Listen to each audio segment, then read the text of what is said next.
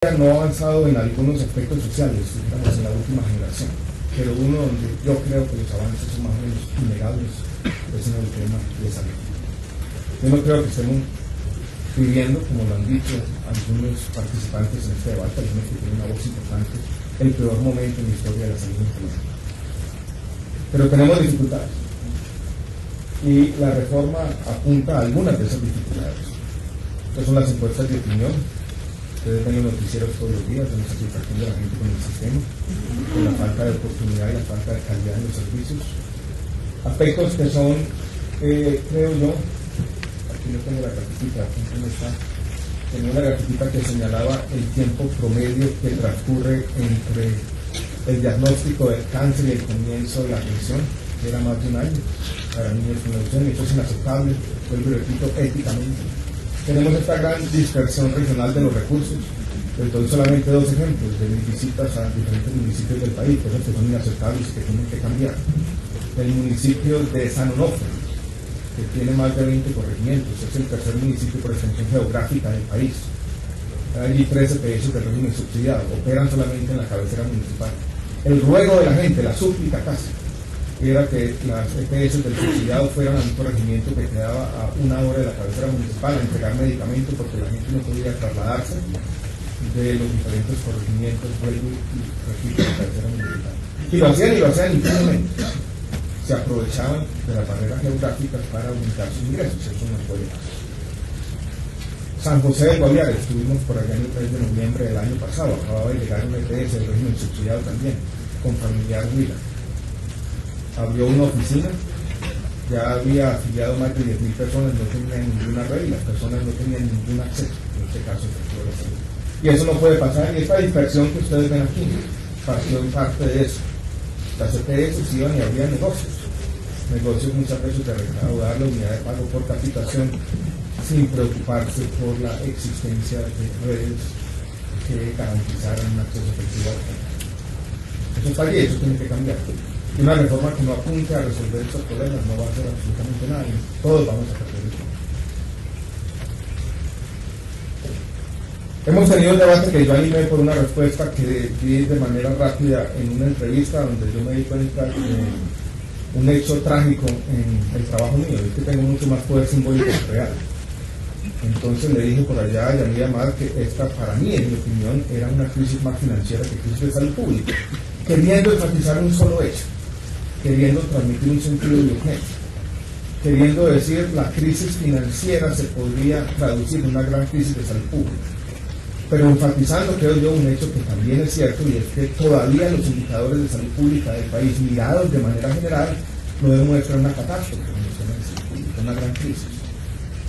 Y si uno mira los datos, estos son los datos de mortalidad materna que han también estado en el centro de estos debates, muestran alguna disminución en el tiempo, pero después un estancamiento que es inaceptable, si se quiere. Pero no muestran, vuelvo e insisto, una catástrofe de salud pública, como la que vivió, por decir cualquier cosa, Rusia, por allá en los años 90, donde la esperanza de ya nacer se desplomó y cayó más de 5 años.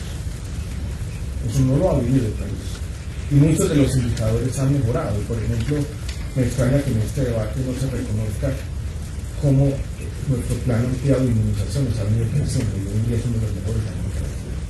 Hoy tenemos coberturas muy cercanas a las coberturas útiles, y hemos venido ampliándolo de manera sustancial. Aumentamos aquí en Antioquia la vacunación con tosferina, empezamos hepatitis A este año, estamos vacunando todas las niñas de secundaria contra el virus del papiloma humano y así sucesivamente. Entonces también hay logros de salud pública en medio de las dificultades más o menos obvias que se derivan de problemas que ustedes conocen bien, en parte problemas de coordinación y de fragmentación en la prestación de servicios que también tienen que tratar de resolver la reforma. Y el problema de todos los días, el problema, dijéramos, de la crisis financiera, de la cartera, miren cómo ha venido creciendo en el tiempo, según los datos del 2193 del Ministerio, la cartera de las EPS del régimen subsidiado con los hospitales públicos. Si esta tendencia no se para, yo creo que esta tendencia afortunadamente ha venido cambiando, por lo menos la tendencia explosiva yo creo que se detuvo. vamos a tener graves problemas, vamos a tener una crisis de prestación de servicios, una gran crisis de salud. La reforma también tiene que apuntar hacia ello. Este no es un objetivo preponderante, no es un objetivo intrínseco, es un objetivo instrumental, pero tenemos que ser capaces también de aliviar los problemas de flujo de recursos que han dominado la conversación del sistema. Aquí está el doctor Calomario, alcanzó a estar conmigo algunos meses en el ministerio y le dije desde muy temprano que el tema cambió. Aquí no se habla de salud, aquí simplemente se habla de plata, porque la cartera estaba agobiando a todo el mundo. Eso no ha cambiado plenamente y tiene que cambiar, y yo creo que la reforma también apunta hacia eso, hacia superar la crisis del flujo de recursos, que vuelvo y repito, ha sido la crisis que ha dominado la conversación en los últimos años. Crisis que al menos el régimen contributivo está asociada a esta otra parte también, y es como nuestra cobertura fue ampliándose de manera desordenada con base en los recobros que ustedes ven como aumentan, donde hay un problema de incentivos que yo creo que nos llama la atención sobre lo que podemos hacer bien y lo que podemos hacer mal en la reforma, y volveré sobre este tema. Miren que los recobros crecieron mucho, pero ese crecimiento benefició sobre todo a los colombianos de mayores ingresos. Miren que en la gráfica de la derecha muestra que los recobros beneficiaron al 20% más ricos, claramente. Aquí también hay una gran inequidad que tenemos que resolver. No solamente hay un problema económico, hay un problema de políticas públicas que no fueron diseñadas deliberadamente y que espontáneamente, como se quieren, crearon grandes inequidades en el sistema. Un montón de problemas, no voy a insistir sobre eso, ustedes los conocen bien, de la Superintendencia de Salud, en parte porque se ha dedicado a las intervenciones, hoy tienen más de 50 entidades intervenidas, y eso la ha hecho muy vulnerable a las presiones políticas. Yo decía también en una entrevista, lo vuelvo a repetir aquí, sin ningún ánimo distinto a señalar los problemas, que la superintendencia se dedicó en los últimos años a decidir qué negocio le entregaba a qué político. Muy baja capacidad sancionatoria. El superintendente me decía hace aproximadamente 2 semanas que llevaba 5 meses en el puesto y no había podido hacer nada. Se demoran casi un año para imponerle una multa a una OPS de 5 millones de pesos. Entonces aquí tenemos una institución que no funciona y la reforma tiene que avanzar en como una institución distinta que haga lo que tenga que hacer. Entonces, necesariamente los juicios son matizados. Yo creo que cualquier análisis de lo que ha pasado con nuestro sistema de salud tiene que empezar por eso. Reconocer los logros, pero aceptar los fracasos y decir de una vez por todas que la reforma tiene que orientarse hacia allí, hacia resolver los problemas en la prestación. Tiene que ser una reforma pensada en la gente, no en los agentes. Si hacemos una reforma pensada en resolver los problemas de los diferentes agentes del sistema, uno y otro nos vamos a equivocar. Y los objetivos tienen que ser preponderantemente sociales. Y los objetivos sociales están asociados a eso, a la mala calidad, a los problemas de fragmentación del servicio, a los problemas de oportunidad del servicio de salud en muchas regiones. Muchos de los problemas pasan por el mismo diseño del sistema, malos incentivos, lo que ha pasado con las EPS, unas y otras, muchas de ellas subsidiadas, pero no terminan aquí. Aquí en Colombia parece haber una obsesión con esa parte del debate. De los diferentes foros pareciera que la reforma estructural del sistema de salud debería tener un solo artículo, uno solo. Saldríamos de este problema, llegaríamos al paraíso. Artículo 1, elimínese las CPS, se deróguese la ley 100, listo, se acabaron todos nuestros problemas. No puedo volver yo para la universidad y acabamos con el foro de una vez. Ojalá el cambio social fuera tan fácil, ojalá las cosas fueran así de sencillas. Ustedes saben que en todos los países del mundo la gente está lidiando con la mejor manera de organizar los sistemas de salud y eso no es fácil. Entonces concebimos una reforma que tratara de tener ese objetivo, que tiene que ser un objetivo social, y que tratara de poner el énfasis donde creímos que hay problemas legales, problemas normativos, problemas que pueden resolverse con base en cambio legal. Y si se quiere, paso rápido aquí a un temita, aquí lo que quería transmitir ese mensaje que ya lo dije. Si se quiere, cometimos un error estratégico y yo no entendí el valor simbólico del derecho.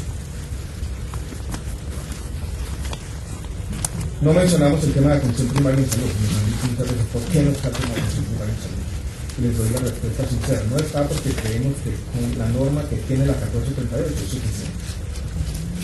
Y que no valía la pena reiterar las normas que, como estaban hoy en día dentro de nuestra institucionalidad legal, ya no había que hacer grandes cambios.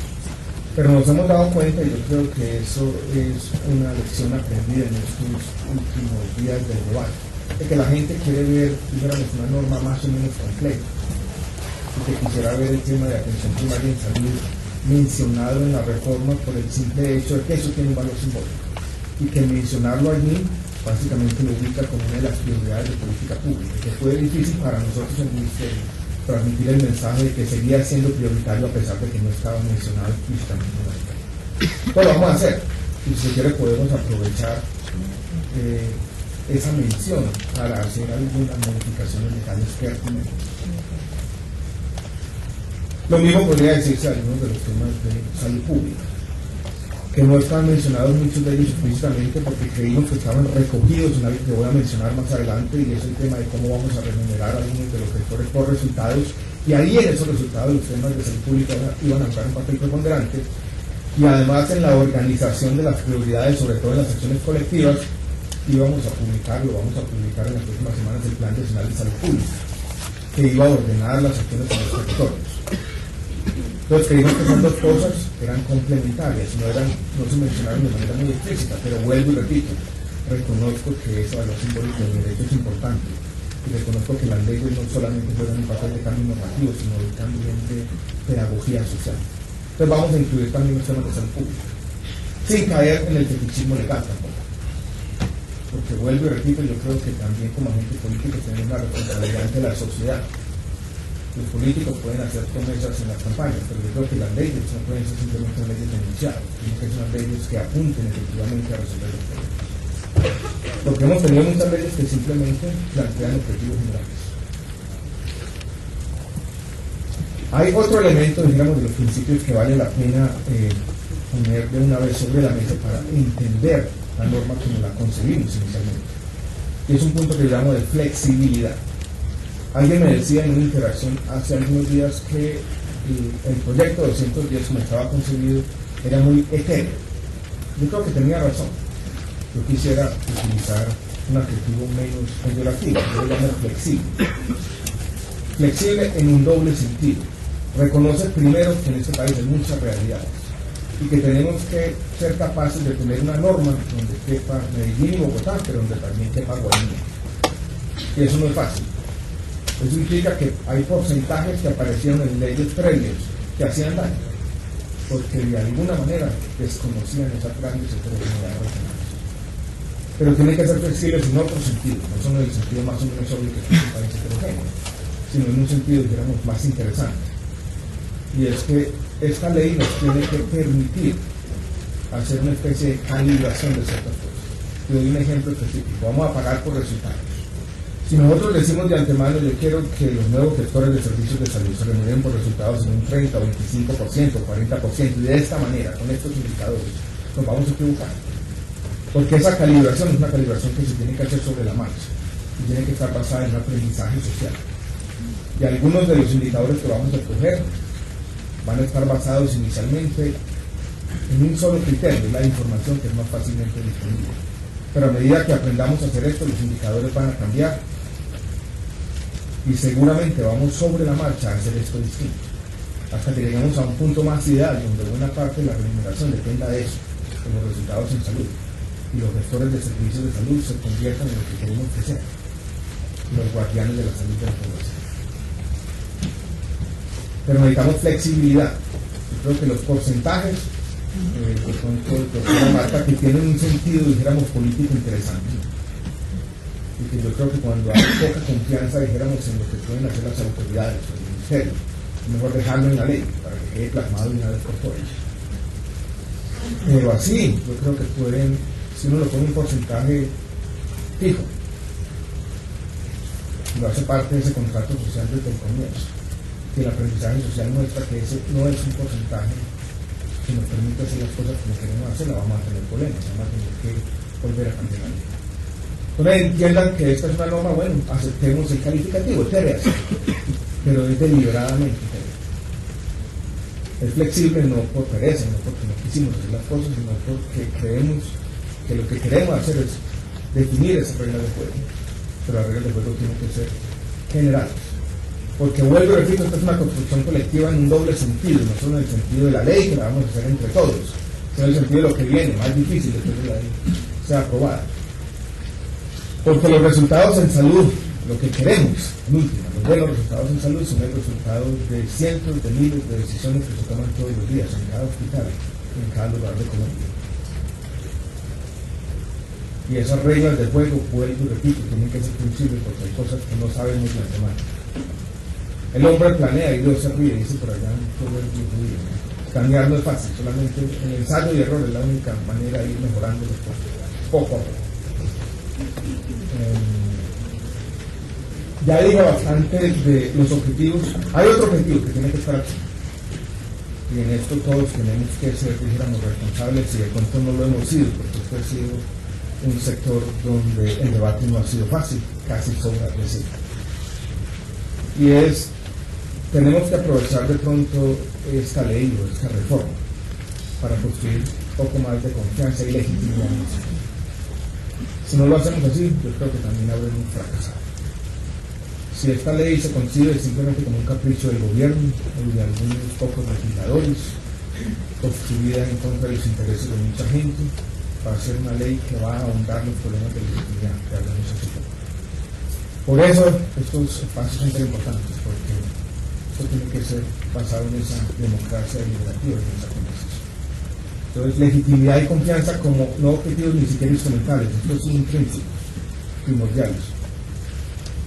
Este es un sector, y yo lo puedo decir casi porque vengo desde afuera, donde la desconfianza cunde por todos lados, lo que tiene, entre otras cosas, implicaciones o consecuencias económicas. Los costos de transacción son tan altos precisamente porque hay muchas. De pronto estoy tratando de pedirle mucho a un esfuerzo legislativo que nos ayude a construir esa realidad sociológica tan compleja de la falta de confianza, pero no veo, dijéramos, otro escenario. Yo creo que este escenario tiene que servirnos también para eso. Bueno, entonces, hasta ahora todo ha sido carreta, ¿no? Entonces pasemos a algunos de los aspectos de fondo de la ley.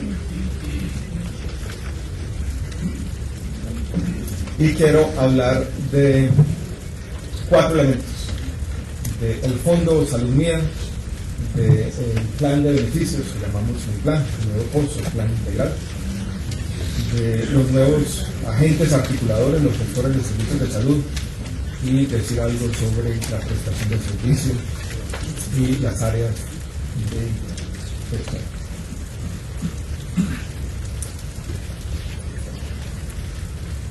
Voy a pasar una vez como de aspectos más sustantivos. Dije que iba a hablar un poquito, ya estoy entendiendo la camisa. Una primera manera de conceptualizar el Fondo de Salud Mía, y uno podría ver que yo creo que la reforma en salud de alguna manera nace de donde terminó la reforma tributaria el año pasado. Hubo algún aspecto paradójico del debate sobre la reforma tributaria del año pasado. Jorge Humberto participó en ese debate, pero miren que se dio un debate mucho más grande sobre un hecho más o menos obvio, y era que el bienestar familiar y el SENA estuvieran cambiando su financiación. En casi todos los países del mundo, el cuidado infantil y la capacitación laboral se financia con impuestos generales. Cambiar esa fuente de financiamiento en esas instituciones, a mí me parece un debate más o menos obvio. Pero en la salud sí se estaba haciendo algo más de fondo, y es que el régimen contributivo, financiado por contribuciones y por impuestos al trabajo, se estaba cambiando esencialmente su financiamiento. Los impuestos generales estaban metiéndose a régimen. Aquí hubo un cambio grande de concepción, y un cambio que de alguna manera nos dijo esa división en el financiamiento, donde los impuestos financiaban el subsidiado y las contribuciones el contributivo. La redundancia acaba en este caso, se iba a acabar. Yo creo que eso nos llevaba entonces a, de alguna manera, borrar esas diferencias en el financiamiento, y de aquí la necesidad de acumular o centralizar una parte de los recursos. Ese es un primer punto importante. El segundo punto de contexto que vale la pena tener en cuenta es un poco la experiencia, que yo no conocía muy bien, aprendí del ministerio hablando con la gente.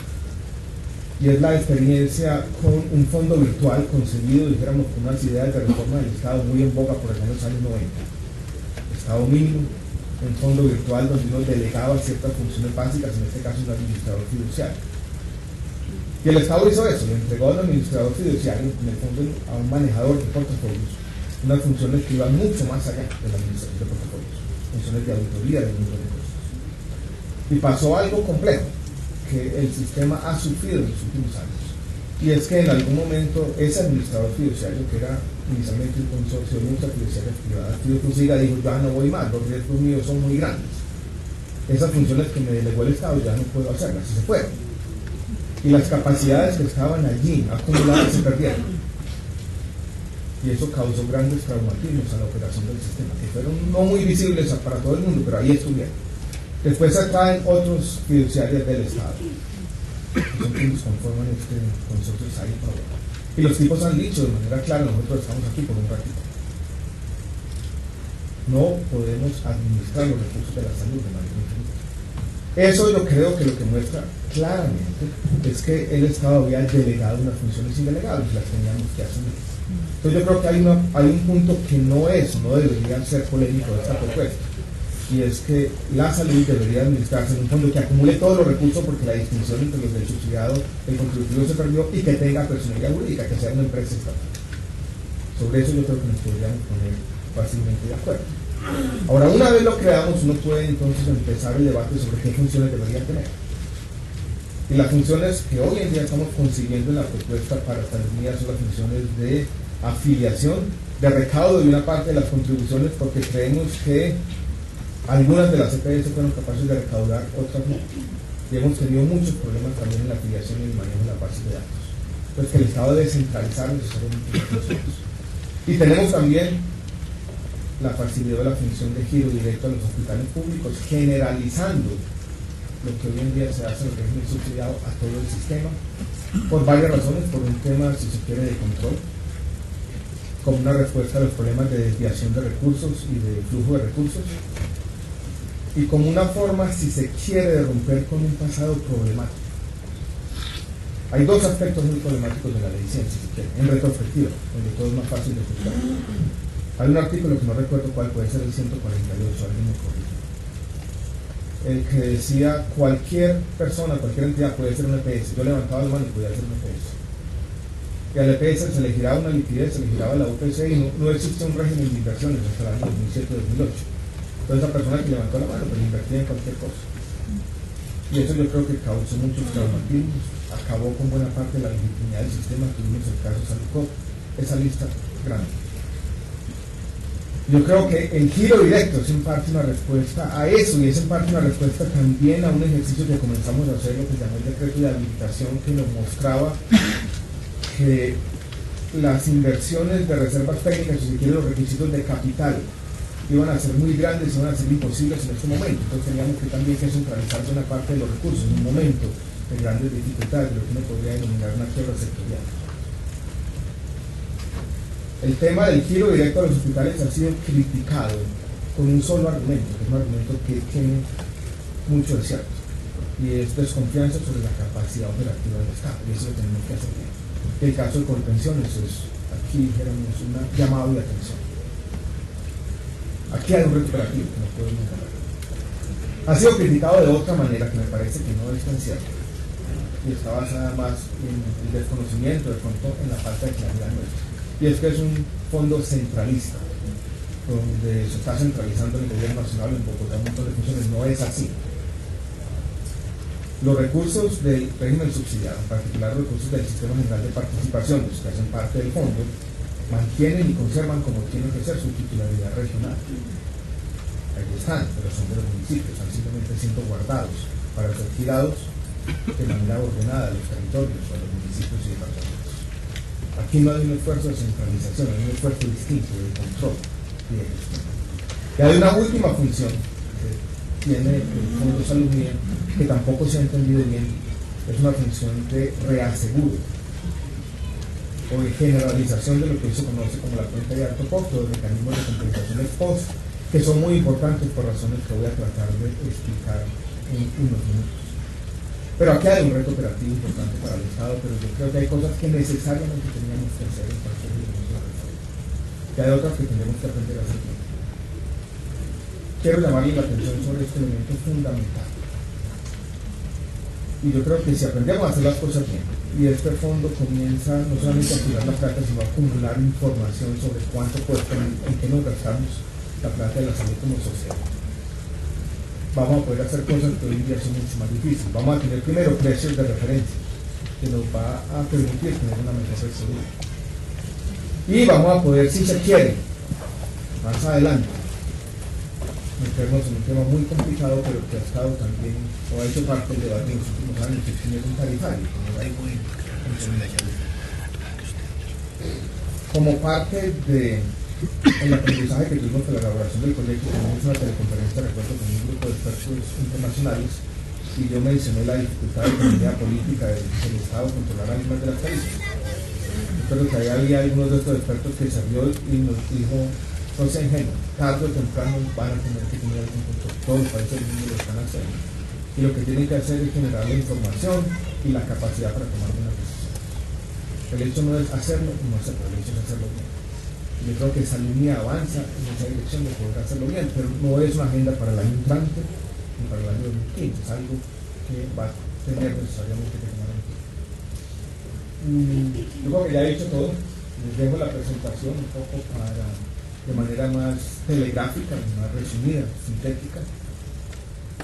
Ustedes tengan acceso, dijéramos, a nuestra explicación de cuáles fueron las motivaciones y qué es lo que necesitamos y cuáles son, dijéramos, los retos que enfrentamos como Estado, por algún tiempo como gobierno, para esta idea, que por ahora es eso, es una idea con algún cambio. Vamos a hablar ahora del plan de beneficios. El plan de beneficios, como fue evolucionando, y esta es una de las cosas, si se quiere, paradójicas de diseño institucional.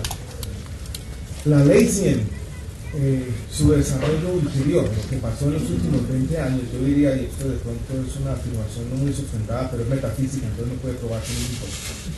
Yo creo que su desarrollo fue mucho más influenciado por decisiones no deliberadas que por las decisiones deliberadas. Y una de esas decisiones no muy pensadas fue cuál iba a ser el contenido del plan de beneficios, que a la carrera se adoptó lo que tenía el Instituto de los Servicios Sociales y Similares. Y eso fue marcando el desarrollo de sus últimos. Y la forma como fue ampliándose en el tiempo este plan de beneficios fue un poquito desordenada, compleja. Y en el fondo llegamos a un plan de beneficios lleno de formas farmacéuticas muy específicas, con fragmentación y presentación, que dio paso a las zonas grises y dio paso a unas grandes dificultades operativas. E incentivó, creo yo, por parte de algunas EPS el tema de los recobros, porque era mucho más fácil irse por fuera del plan de beneficios a recobrar un principio activo que estaba en términos de. Eso pasó claramente. En las discusiones que tuvimos también en la elaboración de la reforma, mucha gente señaló, dijéramos, esa peculiaridad colombiana en la forma como habíamos definido el plan de beneficios. Entonces adoptamos una idea que había hecho parte de las discusiones también en el pasado, es un plan más integral que involucre de manera ordenada muchas de las cosas que hacían parte de lo que llamamos el POS, que esté más basado en una lista de negaciones explícita, que corrija algunos de los incentivos más perversos y que dé mucha más continuidad en los tratamientos de la gente. Esa es la idea teórica. Esta idea tiene dos dificultades en la práctica. La primera, voy a hacer mención hacia el final de la presentación, es que cuando uno define el plan de beneficios y empieza a hacer la asociación de que el plan de beneficios va a ser la materialización del derecho fundamental a la salud, ya se está metiendo en el territorio una ley estatutaria, y esta no es una ley estatutaria. Entonces, si ustedes leen el proyecto, cuando hablamos de la lista negativa y las negaciones, somos bastante generales y se quiere bastante cautelosos, porque sabemos que estamos pisando el campo minado de la ley estatutaria. Y la segunda dificultad es que si vamos a hacer un plan más amplio, más integral, tenemos que tener más herramientas y más instrumentos conectados en particular, tenemos que tener mucha más capacidad regulatoria sobre el tema de los medicamentos. Y en eso sí hay una agenda que la reforma desarrolla y consolida, pero que está contenida en un documento cómplice que señaló lo que se llama la política farmacéutica y que quiero describir rápidamente. Empieza tal vez con el establecimiento de valores máximos de recobro, que vamos a complementar, creo que tenemos una fecha por allá el 15 de mayo donde vamos a sacar el decreto de precios de referencia, de control de precios de algunos medicamentos. Tenemos que tomar dos decisiones complejas que no hemos tomado. Si tenemos un conjunto de precios de referencia, ¿dónde vamos a poner el control de precios? ¿En la mediana, en la media, en el valor mínimo? ¿Y dónde vamos a controlar el precio? ¿Es fábrica, al distribuidor, al consumidor final? Tomamos las dos decisiones y sacamos el decreto, 15 de mayo, de precios de referencia. Tenemos otro decreto que va a permitir tener mayor competencia en el tema biotecnológico, que contempla una ruta abreviada para que los bioequivalentes fabricados en Corea, por ejemplo, puedan venir a competir. Tema polémico, interesante, pero que de alguna manera muestra que uno tiene que tener competencia y tiene que tener en los monopólicos de marca algún tipo de control de precios. Y tenemos dos normas en el capítulo de mi plan. Una donde se dice cuando va a haber una nueva patente para temas de medicamentos, tiene que existir necesariamente un concepto del Ministerio de Salud.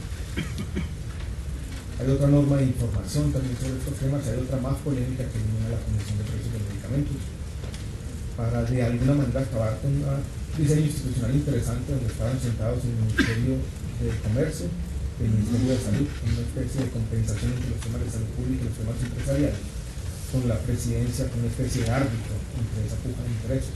Ahora va a ser solamente el Ministerio de Salud quien decide los temas de precios de medicamentos basado esencialmente en preocupaciones de salud pública y en consideraciones empresariales. Esto es complejo y es una pelea dura y que no ha sido reconocida en este debate público que ha acompañado en estas primeras semanas la presentación de la reforma de la salud. Por alguna razón estuvimos obsesionados con el tema de las EPIs. Aquí hay algunos de los temas del diagnóstico, ustedes los conocen bien, de la forma como diseñamos el plan de beneficios, y los dejo ahí. Quisiera aprovechar simplemente este tema para hacer un pequeño comentario sobre el estatutario, a manera de paréntesis, entiéndalo así. Ustedes saben que este proyecto está acompañado de otro proyecto de ley estatutaria. Este proyecto de ley estatutaria es un proyecto que acoge o recoge el gobierno, una iniciativa formulada por las organizaciones médicas del país, pero es un proyecto que vamos a tener que mejorar, porque es un proyecto que todavía es muy enunciativo y no se mete con el tema más complejo que tiene que abordar cualquier ley estatutaria. Son los mecanismos de protección del derecho y los mecanismos para la ampliación progresiva de ese derecho fundamental de la salud. Tenemos dos debates superpuestos, complejos. Para mí ese debate, digamos, de la ley estatutaria es el debate, uno de los debates, tal vez diría yo, sin ánimo de exagerar, el debate más complejo de las democracias modernas. Hace un año largo aproximadamente estuve invitado por el Banco Mundial, creo, a un foro en Buenos Aires sobre este tema del derecho a la salud en América. Y allí había un investigador de la Universidad de Harvard, si mal no recuerdo, un tipo que se llama Sek Emanuel, que es hermano del alcalde de Chicago, que fue el operador político de Obama. El tipo planteaba la siguiente disyuntiva, y yo creo que resume muy bien lo que iba a ser una ley estatutaria. Él decía, pensemos en una droga nueva contra una forma agresiva de cáncer de próstata. El tratamiento vale 2.000 millones de pesos al año. Los primeros estudios clínicos, los que haría nuestro Instituto de Evaluación de Tecnologías, muestran que aumenta la esperanza de vida en 2 meses. Debe pagar la sociedad por ese medicamento. Esa no es una respuesta técnica, eso no es un desafío democrático, es un tema ético, que la sociedad tiene que construir legítimamente un sí o un no. Y eso es lo que debe hacer la ley estatutaria, definir un mecanismo para que como sociedad construyamos legítimamente un sí o un no a esa pregunta tan difícil. Porque en el fondo ese medicamento puede ser la esperanza de vida para una persona que padezca de esa forma agresiva de cáncer, es única. Y decirle que no es muy complejo. Pero decir que sí tenemos que tener en cuenta, y es que los sí tienen implicaciones, implica un costo de oportunidad. Que al decirle sí a ese medicamento le estamos diciendo no a muchos otros. Y eso no es fácil abordar ese tipo de preguntas. Y vuelvo y repito, Colombia lo tiene que hacer, tarde o temprano. Al yo plantear este tema, y plantearlo de manera cruda como lo estoy haciendo aquí, surgen voces oportunistas políticas que dicen que lo que quiere hacer el gobierno es acabar con la tutela. Eso es mentira. Lo que queremos es simplemente abordar los temas con responsabilidad y plantear los problemas éticos que tiene que enfrentar nuestra sociedad, y plantearlos de manera seria y responsable.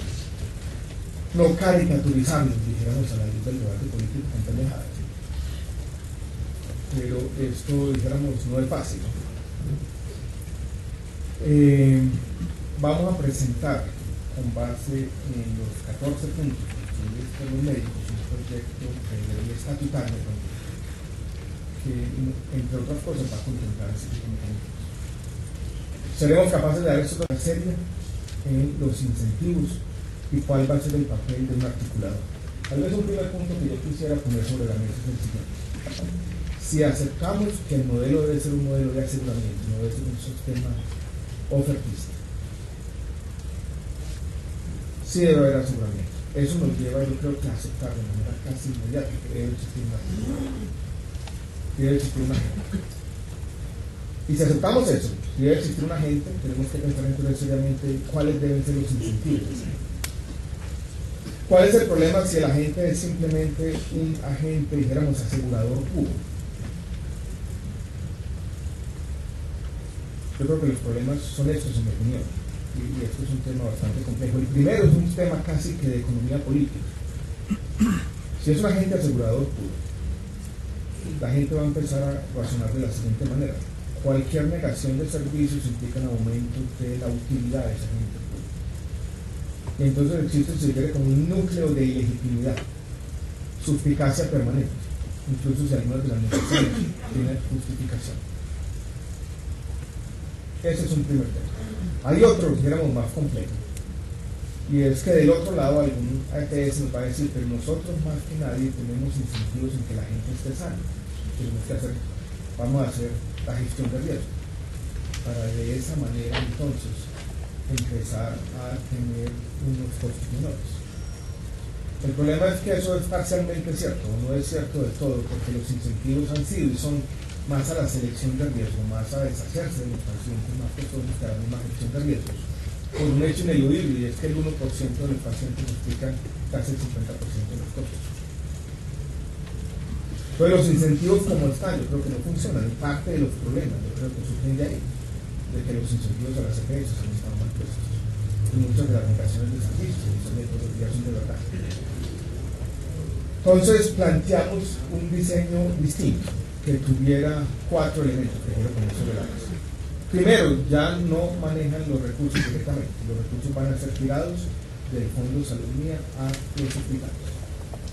Ese es un punto importante. Alguien de una EPS me decía, pero los recursos tenerlos aquí era muy importante para mí, porque yo podía, por ejemplo, negociar descuentos del 20 o 25% porque pagaba más rápidamente. Yo decía, eso para usted, pero si usted puede negociar 20 o 25% porque paga más rápidamente, porque otros no están pagando y entonces el sistema no está funcionando. Entonces ahí vamos a eliminar algunos de los incentivos perversos si se paga directamente. Segundo punto, yo creo que van a tener este énfasis territorial. Uno puede hablar de gestión de servicios de salud si no tiene algún arraigo con el territorio. Y por eso creamos las áreas de gestión de salud. Eso también es importante. Van a operar allí, van a conocer la gente, van a ser los representantes de la gente en el sistema. Y van a acabar con la dispersión, con ese mapa de colores que mostramos al comienzo. Eso es otro elemento sustancial. El tercero, hay un adverbio que se utiliza en un artículo que dice: parcialmente se les va a reconocer un valor per cápita ajustado por riesgo. Ese parcialmente quiere decir que no va a ser suficiente. Esto es, que si no se garantizan servicios de salud, no se garantizan resultados en salud, de la población, no van a ser viables económicamente. Entonces estamos introduciendo la posibilidad de pagar por resultados, algo que tenemos que aprender a hacer. Pero parcialmente quiere decir eso: si usted no garantiza resultados de salud de la gente, de pronto su negocio no va a ser útil.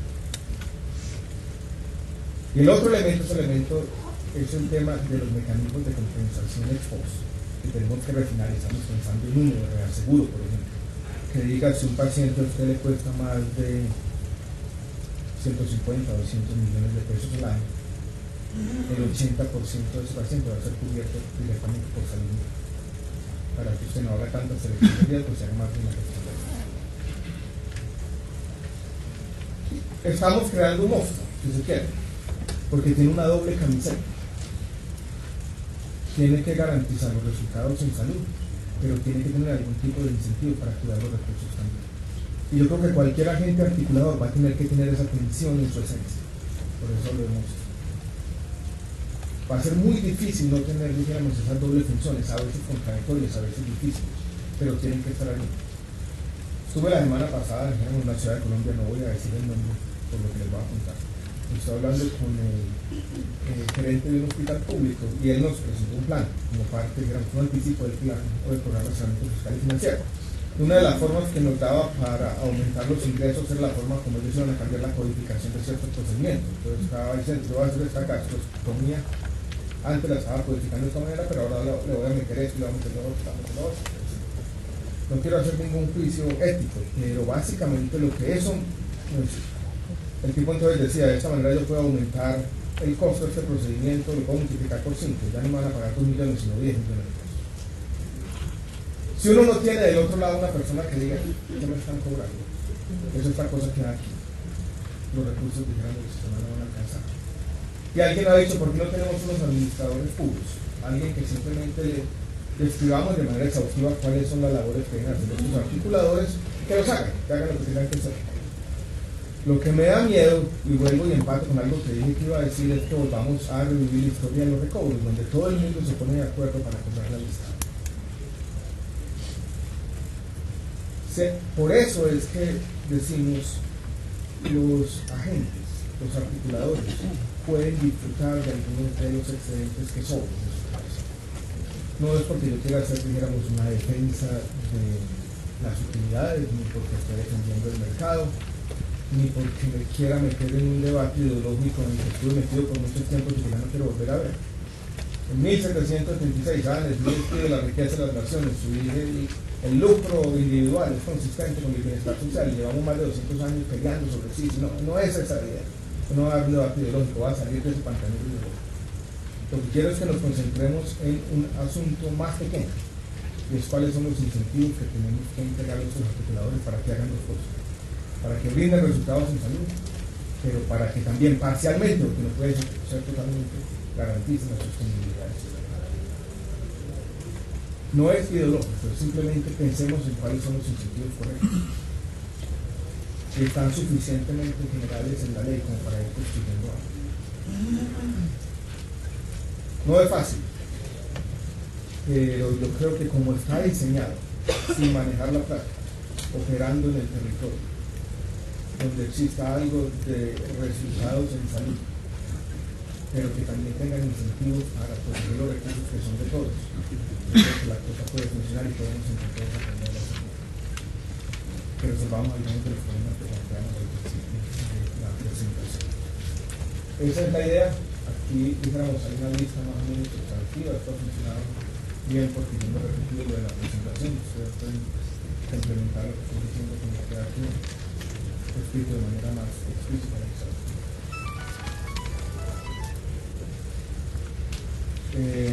La figura ha sido polémica.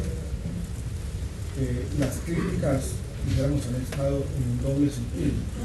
Nos han dicho, ¿por qué no acabamos de una vez por todas con la intermediación o con las EPS? Mi respuesta ha sido plantear otras preguntas. ¿Eso qué significa? Acabar con las EPS significa que vamos a tener entonces un único asegurador público, una especie de Instituto Mexicano de Seguros Sociales, que es el único allá en lo que sería el equivalente al régimen contributivo. O para poner un ejemplo un poco más dramático, vamos a crear un super Capricorn. Eso sería complejo. O significa que vamos a crear entonces más bien, le vamos a dar esa capacidad como funciona en Canadá, van a ser entonces las regiones y las provincias que nos van a manejar los recursos y van a tener toda esta labor de articulación de prestadores públicos y privados. Casi sobra decirlo que en el país las entidades territoriales, no todas, tienen esa capacidad. Hay otras propuestas, doctor Luis Alberto Narváez, de las redes integrales de servicios de salud, por ejemplo, como reemplazo de eso. Yo tengo dudas, tenemos que tener la conversación ahora, porque me parece que las redes integrales, como están concebidas allí, ahí tenemos casi un tema semántico. Yo creo mucho en las redes como forma de racionalizar la oferta. Creo mucho en las redes como las ha hecho el doctor Jaime Correa, que debe estar por aquí en Barranquilla, claramente consistentes con un modelo como el que tenemos aquí. Pero las redes como un modelo ofertista, donde básicamente yo le entrego la plata y estoy muy preocupado de la prestación, funciona bien, pero ¿qué pasa si en septiembre se le acaban los recursos? No hay, dijéramos, aseguramiento aquí todavía. Entonces hay un tema que tenemos que afinar. Vuelvo y repito, a mí esa reclamo persistente, no intermediación, me parece un reclamo muchas veces vacío, que obvia las complejidades de organizar un sistema de salud.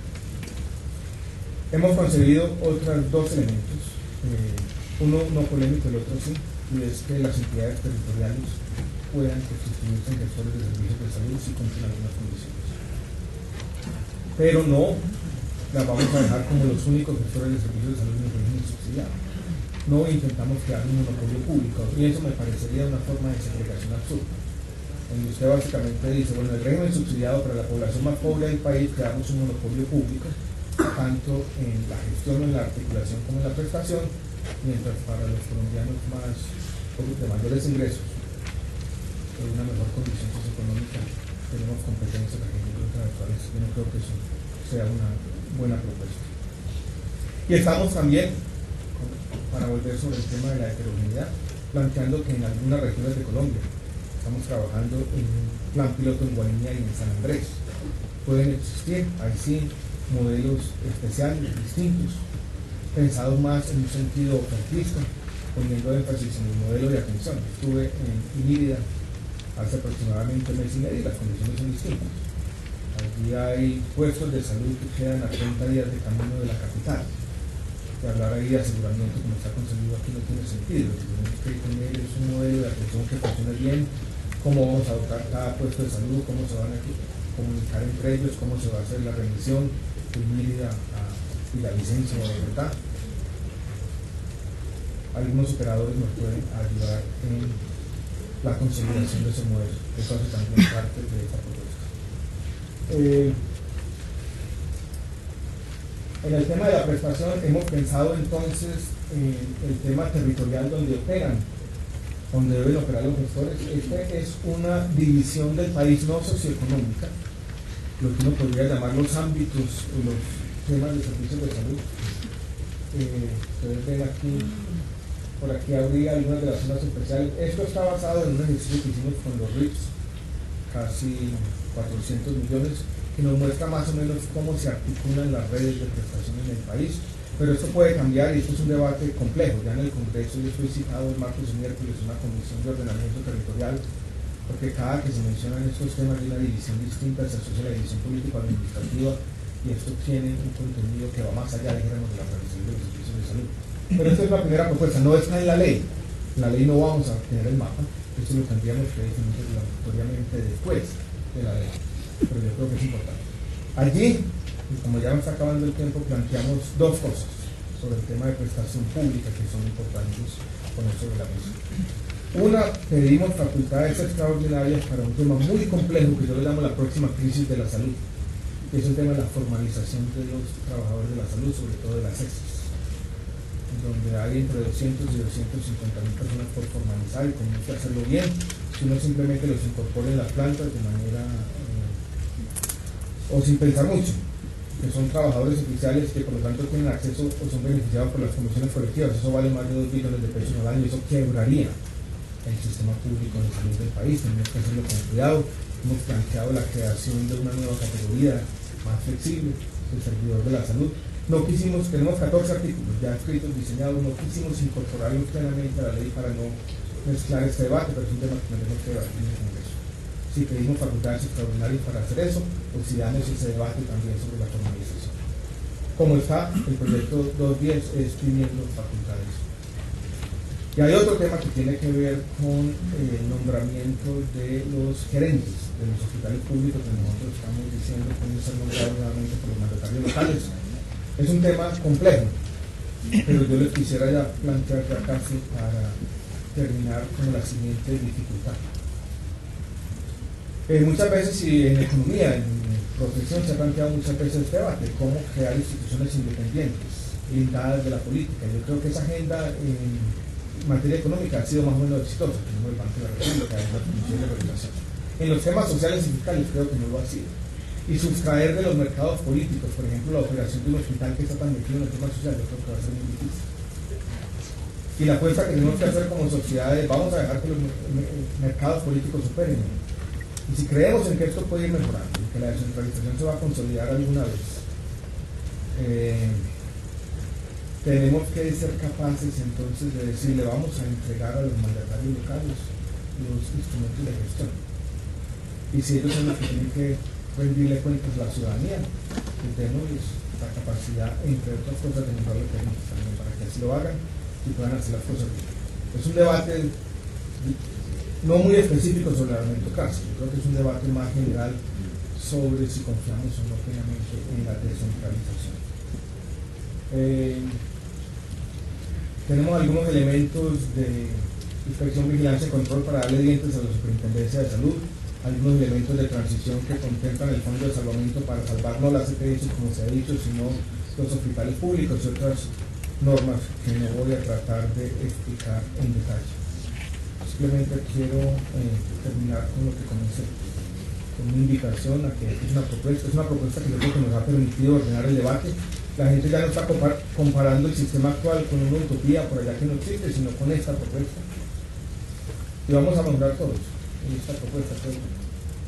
Y si logramos, si somos capaces de construir algo que sea más o menos razonable, que tenga algún nivel de legitimidad, y somos capaces de tener unas reglas de juego sensatas, yo creo que vamos a ser capaces de reciclar las capacidades que construimos en los últimos años y tener en un tiempo prudencial un mucho mejor sistema de salud y salir de una vez por todas de esta bendita crisis. Muchas gracias, Rolf.